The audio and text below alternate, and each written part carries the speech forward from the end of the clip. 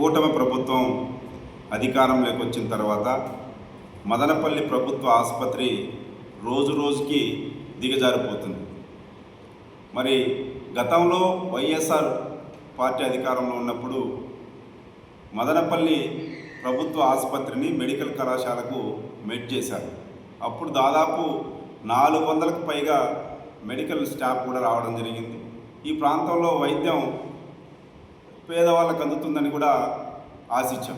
కానీ కూటమి ప్రభుత్వం అధికారంలోకి వచ్చిన తర్వాత మెడికల్ కళాశాలను P4 పద్ధతుల్లో తీసుకురావడం, వాటికి మెర్జ్ చేసినటువంటి ప్రభుత్వ ఆసుపత్రుల్లో ఈరోజు పేదవాళ్ళు పోతే కనీసం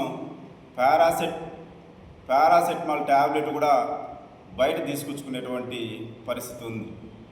మరి అదే ప్రభుత్వ ఆసుపత్రిలో ఆర్థోకు సంబంధించి లక్షల రూపాయల జీతం తీసుకునే 2 ప్రొఫెసర్లు ఉన్నారు.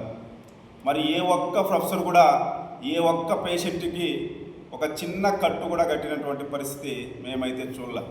మరి ఎందుకు ఇలాంటి వాళ్ళకి లక్షల రూపాయలు ఇచ్చి ప్రభుత్వ ఆసుపత్రుల్లో ప్రొఫెసర్లుగా పెడుతున్నారో అర్థం కానటువంటి పరిస్థితి. హాస్పిటల్లో అడ్మినిస్ట్రేషన్ వర్క్ కూడా చాలా పెండింగ్ పడుతుంది. 2 సంవత్సరాలుగా సదరన్ క్యాంపులో వచ్చినటువంటి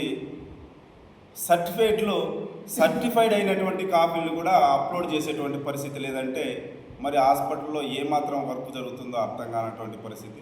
ఇంకో దుర్మార్గం ఏమంటే ప్రభుత్వం నియమ నిబంధనల ప్రకారం 62 సంవత్సరాలు వాళ్ళ డ్యూటీ ఆ సర్వీసును పెంచారు.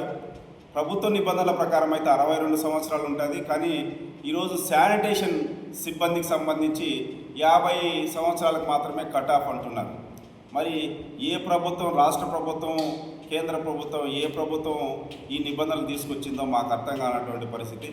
50 సంవత్సరాలకి శానిటేషన్ వర్కర్ ఇంటి దగ్గర కూర్చుంటే మరి ఏ విధంగా ఆ కుటుంబాల పోషణ జరుగుతుందో ప్రభుత్వం కూడా ఆలోచించాలి. ఈ ప్రాంతంలో ఉన్నటువంటి పాలక వర్గాలు కూడా ఆలోచించాలి. మరి అందరికీ ఈ 50 సంవత్సరాలే వర్తిస్తుందంటే ప్రభుత్వానికి, అక్కడ ఉన్నటువంటి పాలకులకు, ప్రభుత్వ అధికారులకు ఎవరు అనుకూలంగా ఉంటే వాళ్ళ ఆధార్లు మాఫింగ్ చేసి వాళ్ళ 50 సంవత్సరాల పైన వాళ్ళ ఏజ్ ఉన్నా కానీ మార్చి వాళ్ళనే కంటిన్యూ చేసేటువంటి పరిస్థితి ఉంది. దీనిపైన కూడా మేము అనేక సార్లు సూపరింటెండెంట్ గారిని కూడా కలిసాం. దీనిపైన విచారణ జరపమని కూడా కోరాం.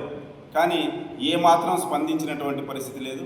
ఇప్పటికైనా శానిటేషన్ వర్క్ చేసేటువంటి పారిశుద్ధ్య కార్మికులకి ఏజ్ లిమిట్ కాకుండా 50 సంవత్సరాలైనటువంటి ఆ కట్ ఆఫ్ దాన్ని పూర్తిగా తొలగించాలి. వాళ్ళని విధుల్లో కొనసాగించాలి.